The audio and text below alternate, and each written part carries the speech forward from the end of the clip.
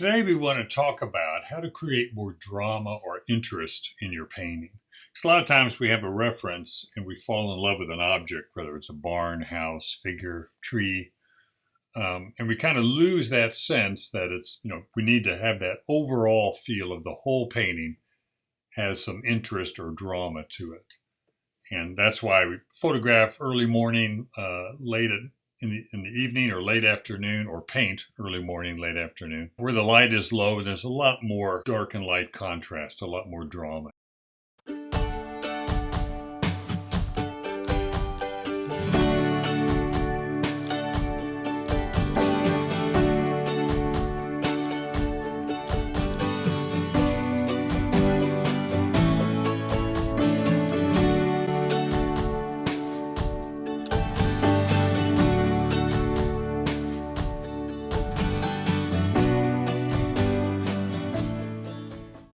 This particular scene here has a lot of drama in it because of the strong light and dark and the variation of shape.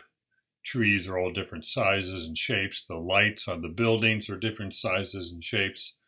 Darks, different shapes. Also the horizon line, well, the horizon line would be back here. The back is obviously more foreground than background, because the foreground to me is a bit more interesting than the sky. And the trees are important, but they aren't that tall. I can get more foreground, less sky. And I composed it with the camera instead of doing it back in the studio. Sometimes I'll take a big, wide, overall view and then just crop in the studio. But this one I composed with the camera before taking the picture. The only thing I would do here, I think, is in the foreground, create a more interesting pattern of light and shadow. This is a bit too busy in front. My eye wants to stay down here with all that value change rather than go up to the focal point, which is more the barn. Color-wise, I could get more color variation, dark, cool colors here in the shadow of the trees.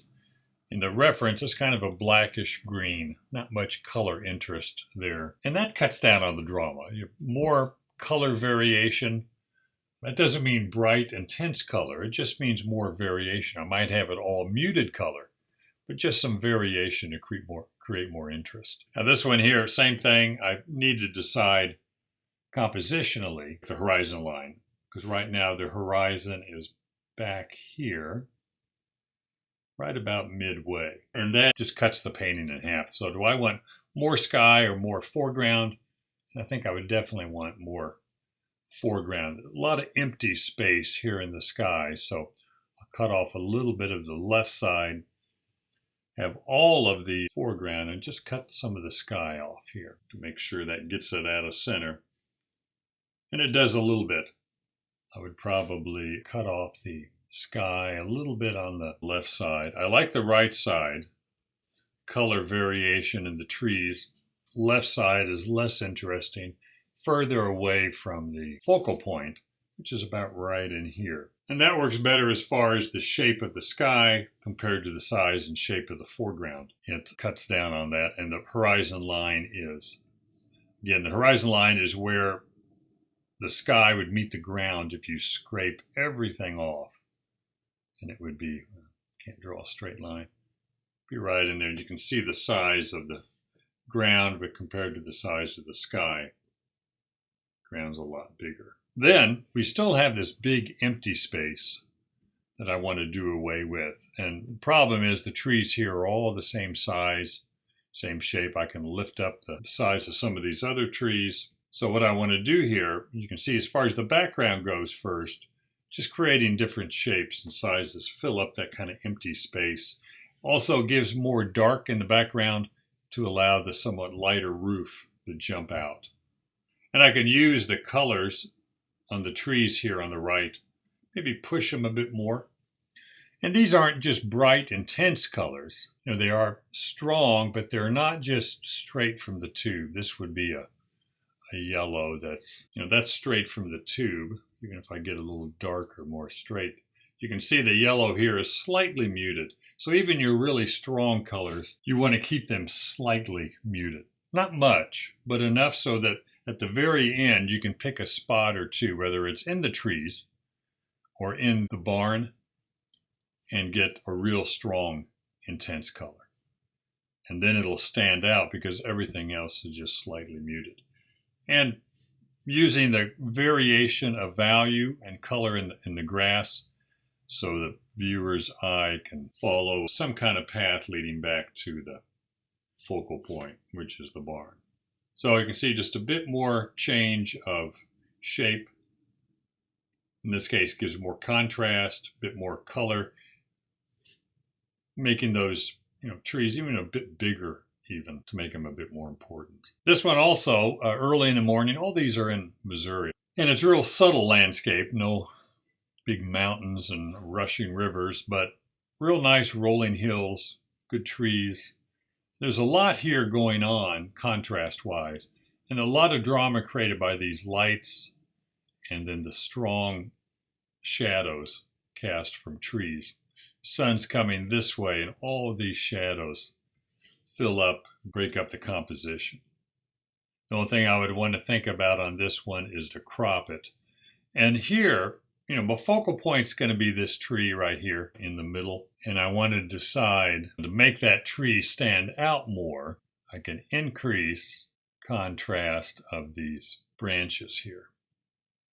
And also increase the contrast of the tiny branches here, just getting them a bit warmer in front. And that creates more drama. I haven't changed it much, but I have changed a little bit of the value and made the lights just a bit bigger so that focal point stands out. So that's my focal point, and it is kind of small. My focal point is this area of the tree right here, as well as maybe some of the water. That's my focal point. So where can I get rid of, or how can I make that bigger and at the same time get rid of some stuff? I'm going to cut down on the sky a little bit, and I'm going to get rid of some of the areas on the right side. A little bit on the left, and a little bit in the foreground. Got a lot of foreground here, but I want more foreground than sky. So I have a lot more ground here than sky. Cut down a lot on the stuff on the right.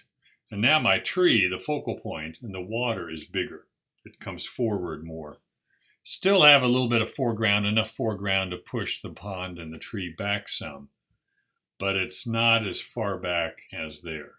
You can see just a few changes in the focal point, and zooming in a bit more makes that tree in the water area a lot more important. And the shadows here break up the area and create a lot of contrast and drama for the overall painting. Same thing with this one.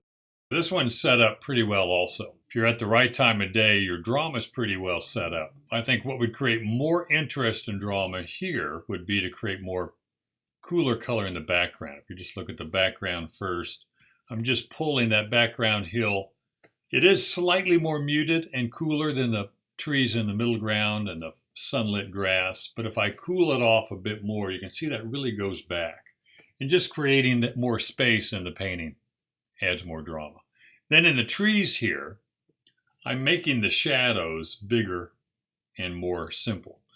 In other words, I'm losing all these little darks and lights that are in here. They're just real small dots and dashes of dark and light. And what I want to do is get bigger shapes and cut down on the tiny ones a little bit. And the darks then become a bit bigger, a little stronger in the sense that they're not broken up with real tiny little dots and dashes of dark.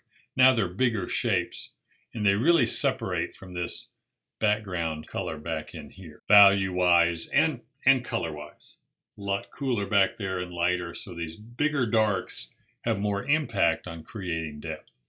Also, cutting down in the foreground, maybe on the grass here, that's a little bit too much all the same height of that grass, and you can pick and choose how much to cut down.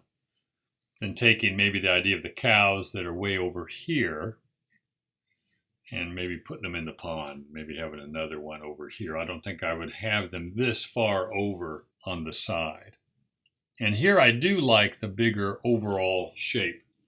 I don't think I would cut this down because your eye follows this yellow grass in here in the darks and just winds around. The trees are really interesting in here. So it is that longer format that I like here. So I don't think I would crop that one at all. Same thing here. What I like is the trees. Again, it's that idea of falling in love with just one object.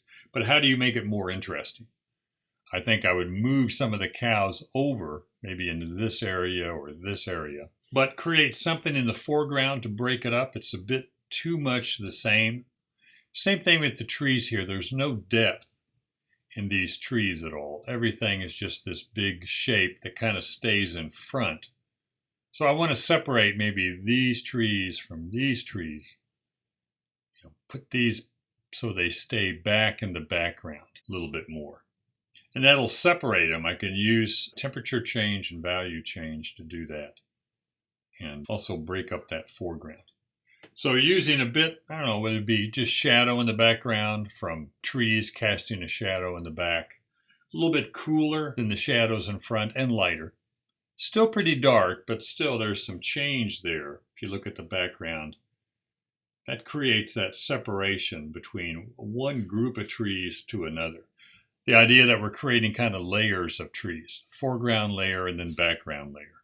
Here there's no layering. It's all just one solid mass. So creating some kind of order with it, pushing that back in the distance. And then the foreground shadow, creating a pattern or interest in there that draws the eye more.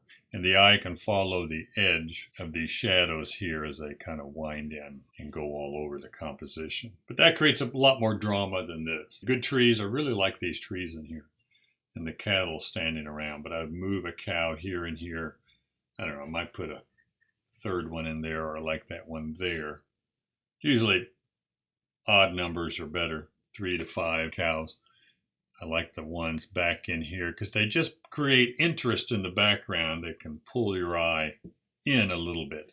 It's not so distracting back in there that you don't notice these in front.